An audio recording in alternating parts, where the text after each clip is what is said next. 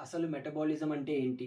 ఈ మెటబాలిజం అనే process fitness జర్నీలో ఎందుకు ఇంపార్టెంటో ఈ రీల్‌లో మనం తెలుసుకుందాం. మీరు రోజు జిమ్‌కి వెళ్తున్నా మీ బాడీ ఫాట్ తగ్గడం లేదా?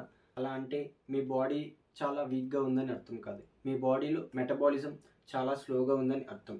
సింపుల్‌గా చెప్పాలంటే ఒక వెహికల్‌కి ఇంజిన్ ఎంత అవసరమో మన బాడీకి మెటబాలిజం కూడా అంతే అవసరం.